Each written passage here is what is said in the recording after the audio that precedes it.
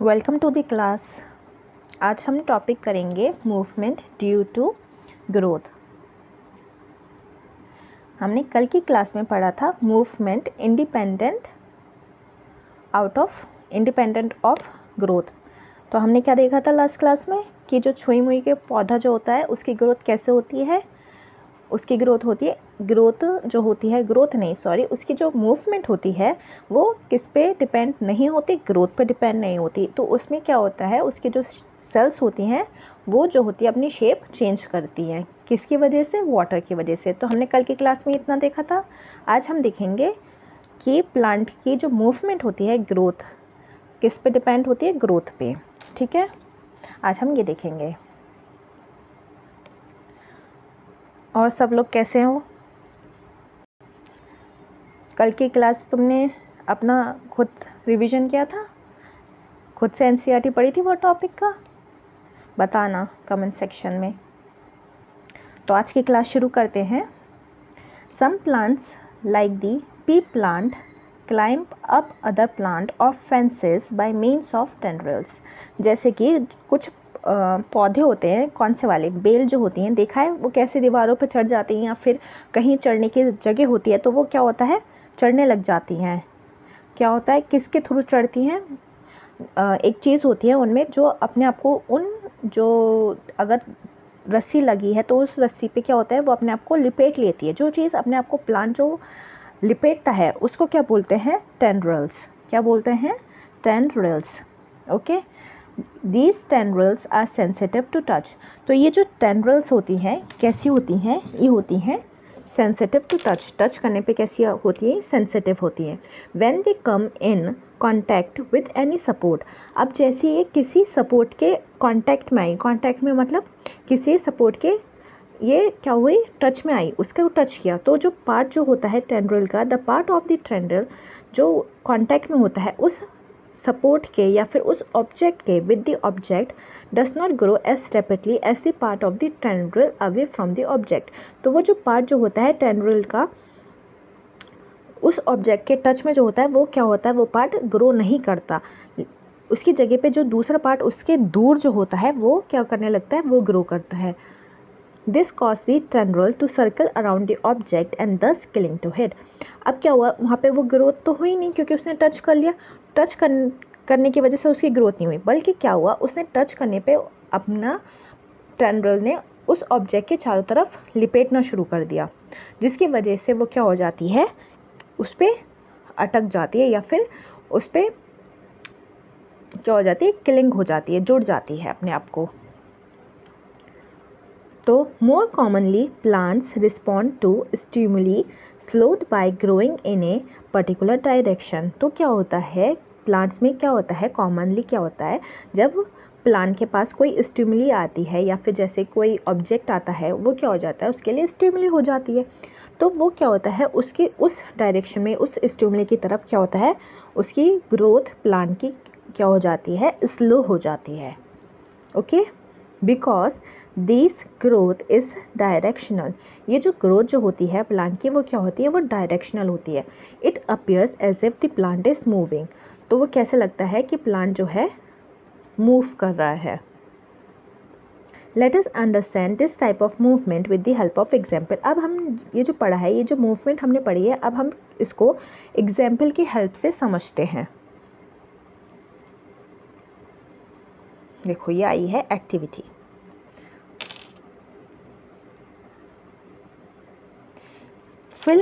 Fill a conical flask with water. ये है हमारा कॉनिकल फ्लास्क, इसको किससे भरा है, पानी से।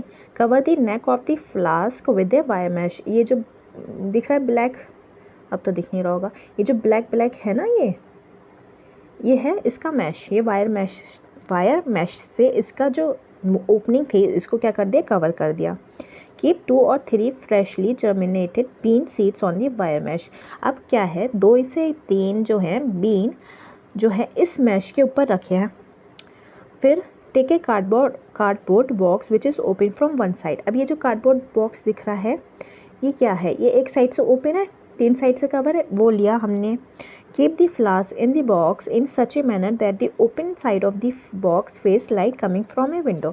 अब क्या किया, इस फ्लास्क को इस कार्डबोर्ड बॉक्स पे इस तरह से रखेंगे कि जो इसकी ओपनिंग वाली साइड है, ये जो ओपनिंग वाली साइड है उस पे क्या पड़े, लाइट आए। ठीक, आफ्टर 2 और 3 डेज, 2 या 3 दिन के बाद क्या नोटिस करोगे कि उसमें से क्या आने लग जाएगी, शूट्स आने लग जाएगी। शूट्स क्या होती है, ये ऊपर का जो पार्ट होता है स्टेप, वो आने लग जाता है और वो किधर की तरफ आता है, टुवर्ड्स दी लाइट, लाइट की तरफ आने लग जाता है। और रूट्स क्या होता है, अवे होती है फ्रॉम लाइट, लाइट से वो अवे होने लग जाती है इस तरह से। और ये क्या हो रहा है, प्लांट इधर की तरफ लाइट की तरफ जा रहा है। ठीक, now turn the flask so that the shoots are away from the light and the roots towards the light. अब क्या कह रहे हैं, अब क्या करो, इसको इस तरह से घुमा दो कि ये जो पौधा है, स्टेम जो है, वो क्या हो जाए, लाइट से दूर हो जाए और रूट जो हो, रूट पे क्या पड़े, लाइट पड़े। अब इसको कुछ दिन के लिए leave it undisturbed in this condition for few days. अब इसको कुछ दिन के लिए ऐसे ही छोड़ दो। तो have the old parts of the shoot and the route change direction. तो ये पूछ रहे हैं, जो ओल्ड पार्ट्स थे, जो पुराने पार्ट थे, जो लाइट की तरफ, शूट जो थी लाइट की तरफ जा रही थी और रूट जो थी लाइट की लाइट से दूर जा रही थी, रूट की जो थी लाइट से दूर जा रही थी, क्या उनकी डायरेक्शन चेंज हुई? तो उनकी डायरेक्शन में कोई चेंज नहीं होगा। Are there differences in the direction of the new growth. लेकिन जो बाद में जो न्यू ग्रोथ हुई है उसमें क्या डिफरेंस होगा? तो उसमें डिफरेंस होगा, जो रूट, नई वाली रूट क्या होगी, वो लाइट से दूर जाने लग जाएगी और नई वाले जो स्टेम की पत्तियां जो आई हैं, नई स्टेम जो आई है, वो लाइट की तरफ अपनी ग्रोथ जो होगी लाइट की तरफ करने लग जाएगी। ठीक है, what can we conclude from this activity. तो हम इस एक्टिविटी से क्या कंक्लूड कर सकते हैं, कि हम क्या बता सकते हैं कि जो स्टेम जो होता है वो लाइट की तरफ ग्रोथ करती है और रूट जो होती है वो लाइट से दूर की तरफ में ग्रोथ करती है। और स्टेम कहाँ करता है, लाइट की तरफ ग्रोथ करता है। Environmental triggers such as light or gravity will change the direction that plants grow in. तो ये जो environmental triggers होते हैं, जैसे कि लाइट हो गई, ग्रेविटी हो गई, तो वो क्या करते हैं, वो प्लांट की जो डायरेक्शन जो होती है ग्रोथ की, उस पर अफेक्ट करते हैं। दिस डायरेक्शनल और ट्रॉपिक मूवमेंट, क्या बोलते हैं इसको, बोलते हैं या तो डायरेक्शन बोलेंगे या फिर ट्रॉपिक मूवमेंट बोलते हैं। Can be either toward the stimulus और अवे फ्रॉम इट। तो ये जो मूवमेंट जो होती है प्लांट की, या तो स्टिमुलस के तरफ होगी या फिर स्टिमुलस से अवे होगी। जैसे कि जो स्टेम की थी वो कहाँ, स्टिमुलस कौन था इस केस में, लाइट थी, उसकी तरफ थी। रूट क्या था, उसके स्टिमुलस से दूर की तरफ ग्रोथ हो रही थी। सो इन 2 different kinds of phototropic movement. तो इसे क्या बोलते हैं, फोटोट्रॉपिक मूवमेंट। फोटो किससे आ जाता है, सनलाइट से, लाइट से। तो ये जो लाइट्स की तरफ जो मूवमेंट थी, शूट्स ने क्या करा, 2 तरह की देखी थी। Shoot response by bending towards light. तो शूट जो थी, स्टेम जो थी, वो बेंड कहाँ हो रही थी, लाइट की तरफ। वाइल जो रूट्स थी वो कहाँ बेंड हो रही थी, उससे दूर हो रही थी, अवे फ्रॉम इट, उससे दूर हो रही थी। How does this help the plant. तो ये प्लांट को कैसे हेल्प करती है, ऑब्वियसली कैसे हेल्प करेगी। प्लांट जो है तो उसको फोटोसिंथेसिस करना होता है, उसको क्या ज़रूरत होती है, सनलाइट की। तो जिससे वो फोटोसिंथेसिस कर सके, इसलिए वो लाइट की तरफ जा रहा था। प्लांट की जो रूट्स होती हैं उसको लाइट की ज़रूरत नहीं होती, इसलिए वो दूर जा रहा था, जिससे वो अच्छे से जो सॉइल में न्यूट्रिएंट्स हैं या वाटर हैं वो अच्छे से एब्जॉर्ब कर सके, इसलिए वो रूट लाइट से दूर जा रही थी। चलो आगे बढ़ते हैं।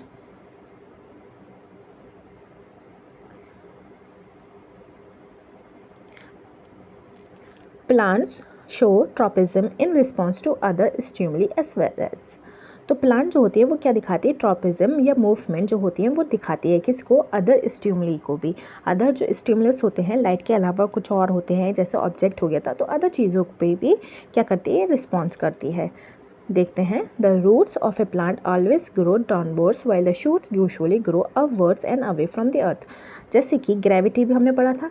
अब ग्रेविटी क्या होती है, रूट क्या होता है, हमेशा कहाँ होती है, नीचे की तरफ जाती है, और शूट्स कहाँ होती है, हमेशा अपवर्ड्स जाती है, ऊपर की तरफ जाती है।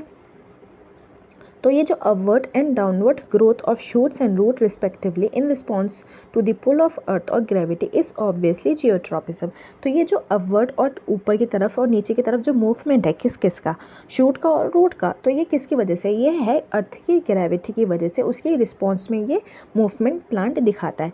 तो जो ग्रेविटी की वजह से ये जो मूवमेंट होता है इसको क्या बोलते हैं, जियोट्रॉपिज्म। क्या बोलते हैं, जियोट्रॉपिज्म। लाइट की वजह से जो मूवमेंट दिखाता है उसे क्या बोलते हैं, फोटोट्रॉपिक या फोटोट्रॉपिज्म। ओके, फोटो मीन्स क्या होता है, light, sunlight. If hydro means water, ठीक है, हाइड्रो किस हो जाता है, वाटर से, and chemo refers to chemical, what would hydrotropism and chemotropism mean. तो इसका मतलब है कि जो वाटर की वजह से जो मूवमेंट होगी तो उसे क्या बोलेंगे, हाइड्रोट्रॉपिज्म। जो कीमो केमिकल की वजह से जो मूवमेंट्स होंगे उसे क्या बोलेंगे, chemotropism. Can we think of example of this kinds of directional growth movement. क्या हम इसके जो है हाइड्रोट्रॉपिज्म और कीमोट्रॉपिज्म का, क्या हम ये जो मूवमेंट है उसके हम एग्जाम्पल सोच सकते हैं, बिल्कुल सोच सकते हैं। देखो इन्होंने दिया भी है, एक एग्जाम्पल है, वन एग्जाम्पल ऑफ कीमोट्रॉपिज्म। इन्होंने किसका एग्जाम्पल दिया, कीमोट्रॉपिज्म का। Is the growth of pollen tubes towards ovules. जो ग्रोथ होती है पॉलन ट्यूब्स की वो किधर होती है, ओव्यूल्स की तरफ होती है। About which we will learn more when we examine the reproductive process of living organism। ठीक है, अब ये क्या कह रहे हैं, ये जो पॉलन ट्यूब्स जो होता है वो उसकी ग्रोथ कहाँ होती है, ओव्यूल्स में होती है। जब ये होता है फर्टिलाइजेशन, किसका होता है, फर्टिलाइजेशन जब फ्लावर्स का, ठीक है, फ्लावर्स हो गया या फिर जब सीड बनता है तो उससे पहले क्या होता है, फर्टिलाइजेशन होता है। तो ये जो होता है कीमोट्रॉपिज्म का एग्जाम्पल है। इसके बारे में हम इसको और पढ़ेंगे कहाँ पे, रिप्रोडक्टिव प्रोसेस में, दूसरे चैप्टर में, लिविंग ऑर्गेनिज्म के। ओके,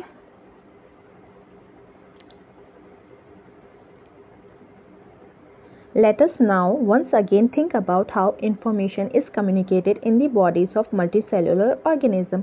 अब क्या कह रहे हैं कि चलो फिर से हम इस बात को हम देखते हैं कि सोचते हैं कि जो इन्फॉर्मेशन जो कम्युनिकेट होती है, जो इन्फॉर्मेशन जो मल्टी सेल्यूलर ऑर्गेनिज्म होते हैं, मल्टी सेल्यूलर ऑर्गेनिज्म कौन से होते हैं, जो बहुत सारे मल्टीपल सेल से बने होते हैं, जैसे कि यूकैरियोट्स। तो जो इन्फॉर्मेशन जो शेयर्स होती है उस पर हम फिर से विचार विमर्श करते हैं। The movement of the sensitive plant in response to touch is very quick। जो मूवमेंट जो होती है सेंसिटिव प्लांट की वो कैसी होती है, बहुत तेज़ होती है। हम ये पढ़ते आ रहे हैं, इन्होंने फिर से लिखी है बात, ठीक है, अब पता नहीं क्यों लिखी, चलो लिखी है, पढ़ लेते हैं, पढ़ना पड़ेगा अब हमें, है ना, लिखा है तो। The movement of sunflower in response to day और night on the other hand is quite slow. जो मूवमेंट जो होती है सनफ्लावर्स की इन रिस्पॉन्स टू डे और night on the other hand is quite slow।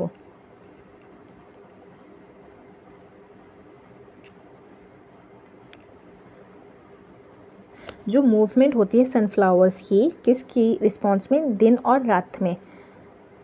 ये मुझे क्या कहना चाह रहे हैं, ये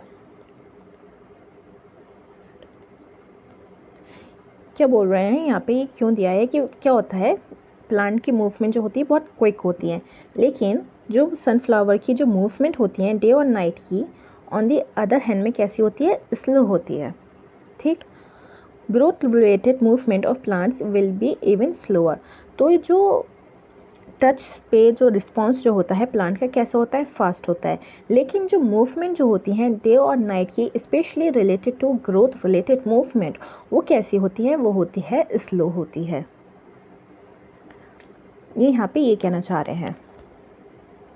Even in animal bodies there are carefully controlled directions to growth। Even हमारी की बात कर रहे हैं यहाँ पे, चलो एनिमल्स बॉडी की बात कर रहे हैं। एनिमल्स बॉडी में क्या होता है, जो ग्रोथ होती है, ठीक है, ग्रोथ जो होती है वो क्या होती है, बहुत ही ज़्यादा कंट्रोल डायरेक्शंस में होती है। कंट्रोल डायरेक्शंस में मतलब क्या हो जाता है, ऐसा नहीं है कि हमारा कोई भी कि बराबर ही होता है, जैसे हमारे हाथ क्या है, बराबर हैं, एनिमल्स के हाथ क्या है, बराबर है, ऐसा नहीं कि एक हाथ लंबा एक हाथ छोटा है, ऐसा नहीं होता ना।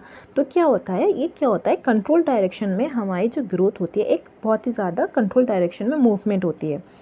अवर arms and fingers grow in certain direction. अब हमारे आर्म्स जो होते हैं, हाथ हो गए, पैर हो गए, फिंगर्स हो गए, वो एक ही डायरेक्शन में क्या होती है, ग्रो होती है, और नॉट हैपोजेटली। ऐसा नहीं है कि हमारी जो ग्रोथ हो रही है एकदम से कभी हमारी एक उंगली बहुत बड़ी हो गई और बाकी उंगलियां बड़ी नहीं, ऐसा नहीं होता। So control movement can be either slow और fast.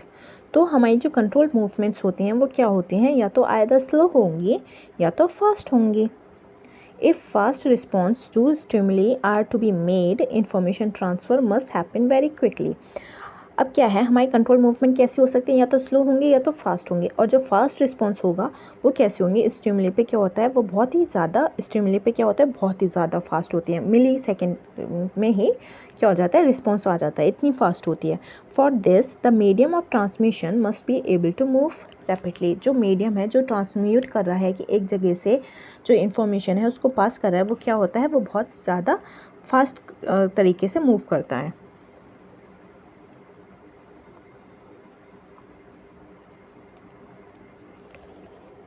Electrical impulses are an excellent means for this. इसके कौन है जो एकदम फास्ट करता है, इलेक्ट्रिकल इम्पल्स है। But there are limitation to the use of electrical impulses. लेकिन इसके भी क्या है, लिमिटेशन है इलेक्ट्रिकल इम्पल्सेस के। जैसे कि फर्स्टली क्या क्या है लिमिटेशन, चलो देखते हैं। फर्स्ट है, they will reach only those cells that are connected by nervous tissue. तो ये उन्हीं सेल्स में क्या होता है, उन्हीं सेल्स में जाती है जहाँ पे क्या होता है, हमारी जो नर्वस टिश्यू होती है वो कनेक्टेड होती है। Not each and every cells in the animal body. तो और हर सेल जो होती है वो हर सेल जो होती है नर्वस टिश्यू से कनेक्ट नहीं होती। तो ये जो इलेक्ट्रिकल इम्पल्स है वो सिर्फ कौन सी सेल में जाएगी, जहाँ पे ये नर्वस टिश्यू कनेक्ट है उन सेल्स से।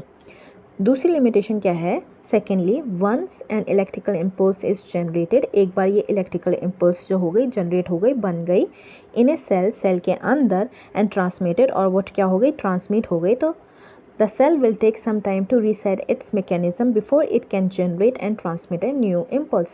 तो एक बार ये इलेक्ट्रिकल इम्पल्स सेल ने जनरेट कर दी तो उसे क्या लगता है, कुछ टाइम लगता है अपने मैकेनिज्म को वापस लाने में, सो दैट वो फिर से एक न्यू इम्पल्स जनरेट कर सके। तो इसका मतलब क्या हुआ कि जब उसने सेल ने एक इम्पल्स सेंड कर दिया तो उसे थोड़ा टाइम लगता है दूसरे इम्पल्स को सेंड करने में। इन अदर वर्ड्स, दूसरे शब्दों में, cells can not continually create and transmit electrical impulses. तो क्या मतलब हुआ, जो सेल्स होती हैं वो कंटिन्यूअसली एकदम करके इलेक्ट्रिकल इम्पल्सेस नहीं भेजती, वो थोड़ा सा उसको टाइम लगता है दूसरी इम्पल्स को भेजने में। It is thus no wonder that most multicellular organisms use another means of communication between cells, namely chemical communication. तो इसलिए ऐसा कोई वो नहीं है कि मल्टीसेलुलर ऑर्गेनिज्म एक ही उस पे इलेक्ट्रिकल इम्पल्स पे ही डिपेंड नहीं होते।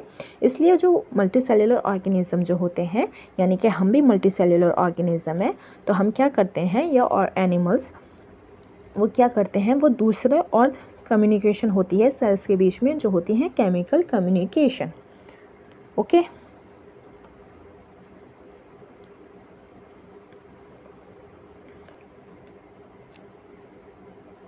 if instead of generating an electrical impulse, stimulated cells release a chemical compound, तो क्या हो सकता है, if अगर सेल ने क्या करा इलेक्ट्रिकल इम्पल्स की जगह क्या करा, उसने रिलीज कर दिया केमिकल कंपाउंड, तो this compound would diffuse all around the original sales.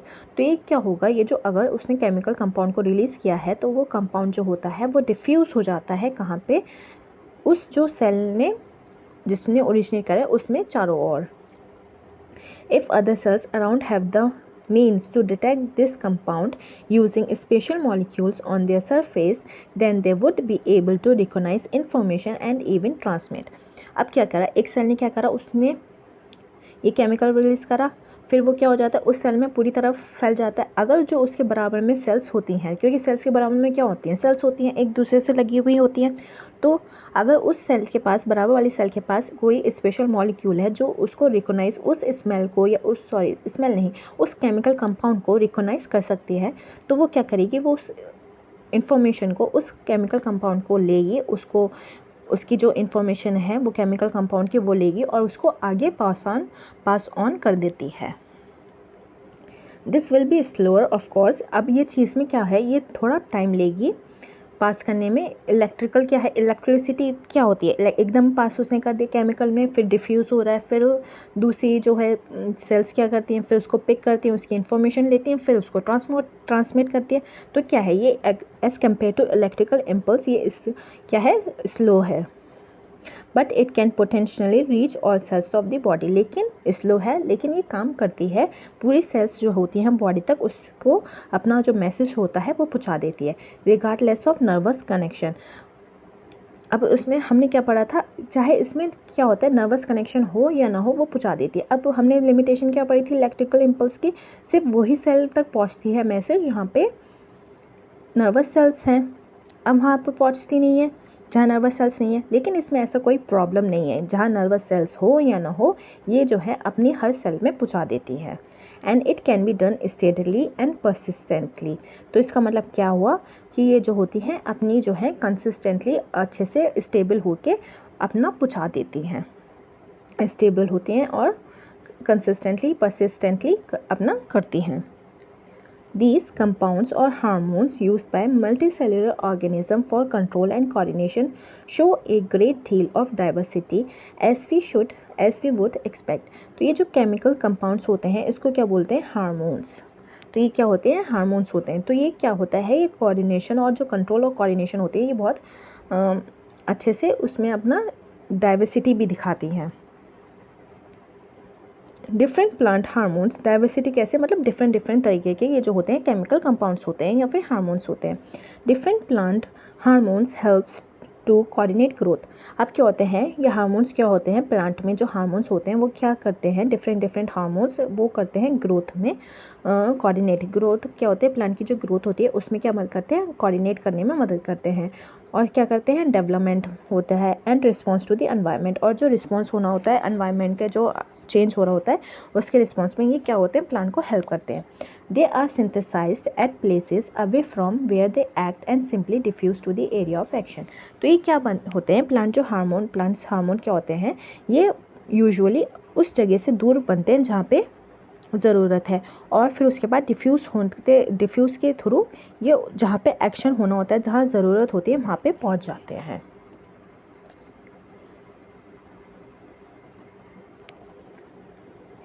Let us take an example that we have worked with earlier activity 6.2। अब कह रहे हैं कि हम क्या लेते हैं, हम एग्जाम्पल लेते हैं। कौन सा लेते हैं, जो हमने एक्टिविटी 6.2 में हमने पढ़ा था उसका ही लेते हैं। When growing plants detect light, जब ग्रोइंग प्लांट्स ने क्या देखा, लाइट देखी थी, तो क्या हुआ, एक hormone called auxin synthesized at the shoot tips help the cell to grow longer।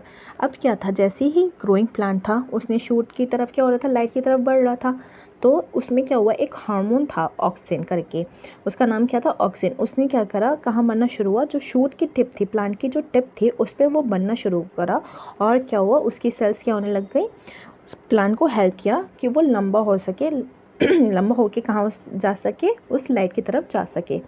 When light is coming from one side of the plant, auxin diffuses towards the shady side of the shoot। फिर हमने क्या किया था, हमने plant को मोड़ दिया था किस तरह से मोड़ा था कि जो प्लांट की जो शूट है उस पर क्या पड़े, लाइट ना पड़े, है ना। तो फिर ऑक्सिन ने क्या करा, जहाँ पे लाइट नहीं पड़ रही थी उसने अपने आप को, उस जो कंपाउंड था ऑक्सिन ने डिफ्यूज़ किया और कहाँ पे गया, वो शेडी साइड में गया शूट के। फिर क्या करा उसने, वहाँ जाने के बाद कॉन्सेंट्रेशन जो ऑक्सिन थी डिफ्यूज़ हुआ वहाँ पे, तो उसने स्टिमुलेट करी सेल्स को टू ग्रो लॉन्गर। क्यों, क्या हुआ था कि हमारे फिर जो प्लांट का जो था वो फिर लाइट की तरफ ग्रो होना शुरू किया था। तो वो कैसे हुआ था, इस ऑक्सिन ने हेल्प किया था on the side of the shoot which is a way from light. तो जो लाइट की दूर था तो उसने प्लांट को हेल्प किया कि लाइट की तरफ ग्रो करे। Thus the plant appears to bend towards light. तो इस वजह से जो प्लांट जो क्या हुआ था, लाइट की तरफ फिर से बेंड होना शुरू करा था, तो वो हुआ था ऑक्सिन की वजह से। ऑक्सिन क्या है, एक प्लांट हार्मोन है जिसने हेल्प किया था प्लांट को ग्रो करने में।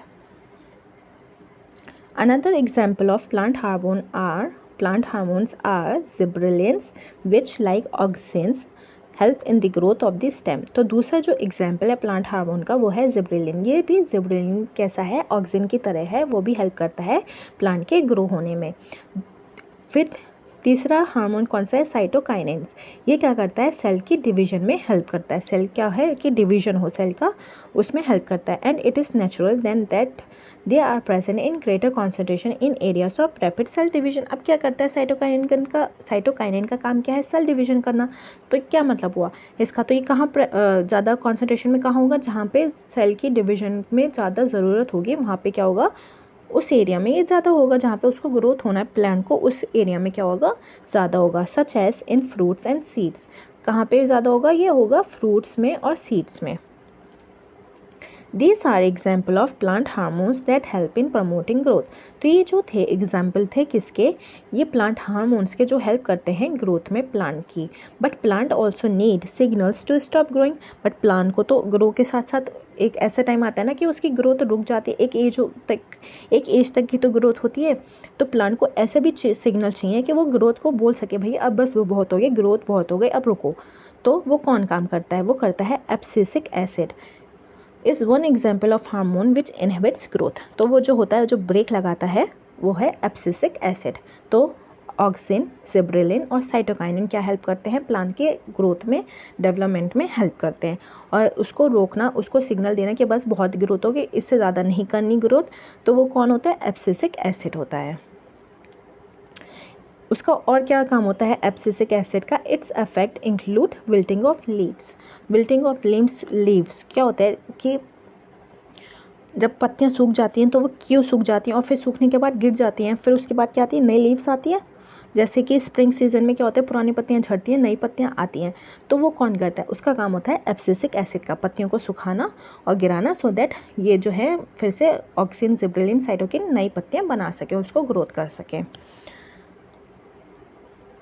ओके, समझ में आया। अब आ गए हमारे क्वेश्चंस।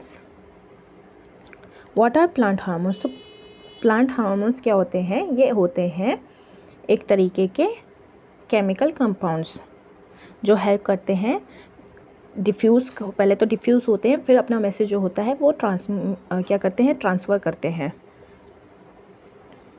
तो ये हो गए हमारे प्लांट हार्मोन्स। प्लांट हार्मोन्स में हमने कितने तरीके के पढ़े हार्मोन्स, 4 तरीके के। हाउ इज़ द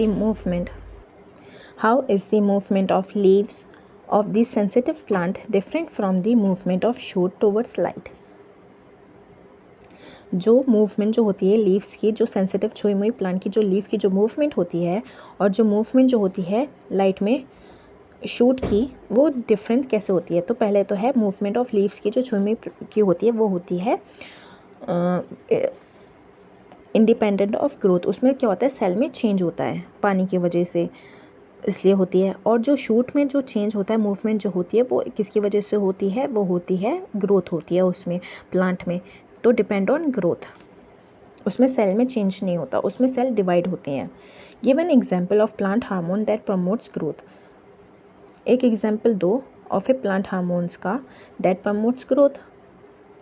तो ऑक्सिन है, ऑक्सिन का दे सकते हैं। ऑक्सिन क्या करती है, हेल्प करती है प्लांट को ग्रो होने में।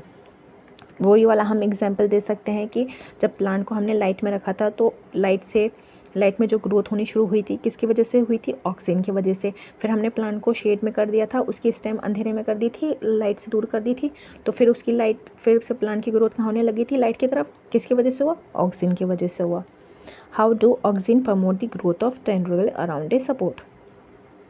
अब ये पूछ रहे हैं, तो हमने जो टेंड्रिल पढ़ा था, तो सपोर्ट पे क्या होता था, इस तरीके से जो बेल होती है वो अपने आप को उस पे ऑब्जेक्ट पे चारों तरफ अपने आप को पकड़ लेती है। तो वो ऑक्सिन कैसे करती है, ऑक्सिन वो ऐसे करती है, उसकी जो टिप होती है टेंड्रिल की, उस पे क्या होता है, ये ग्रोथ, सेल की डिवीजन होने लग जाता है, ग्रोथ होती है।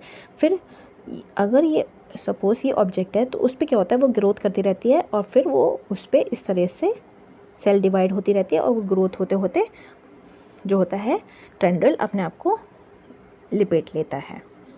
ऑब्जेक्ट के चारों तरफ जो होती है उसकी ग्रोथ होती है, इस वजह से वो चारों तरफ उसकी जो ग्रोथ के साथ साथ उसको पकड़ लेता है। Design an experiment to demonstrate hydrotropism.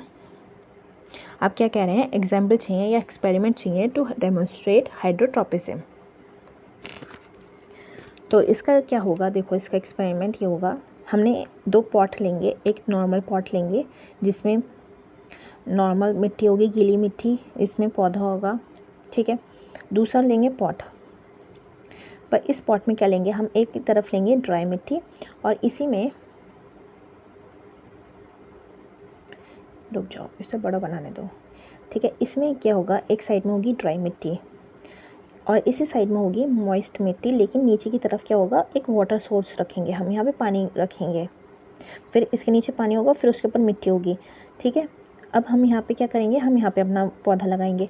तो हम कुछ दिन बाद देखेंगे कि ये जो पौधा है ये तो अपना स्ट्रेट जो भी है, स्ट्रेट नॉर्मल तरीके से उग रहा है, लेकिन ये जो पौधा है इसकी जो रूट्स हैं ये किसकी तरफ जाने लग जाती हैं, ये पानी की तरफ उगने लग जाती हैं। उसकी ग्रोथ कहाँ होती है, पानी की डायरेक्शन की तरफ उसकी रूट्स क्या होती हैं, ग्रो होने लग जाती है। तो हमें इससे पता चलता है कि जो प्लांट्स की रूट होती हैं वो जहाँ वाटर होता है उधर की तरफ क्या होती है, ग्रोथ अपनी शुरू कर देती है, ठीक। तो ये हो गया इसका आंसर नंबर 5 का सेकंड टॉपिक। अच्छा, हार्मोन्स इन एनिमल्स, तो हम ये पढ़ेंगे कल की क्लास में। तो आज की क्लास में बस इतना ही, और अगर क्लास अच्छी लगी है और कुछ वैल्यू इसमें से कुछ समझ में आया हो तो लाइक करना और सब्सक्राइब करना, so that you become the part of my community. Okay, thank you, see you in the next class.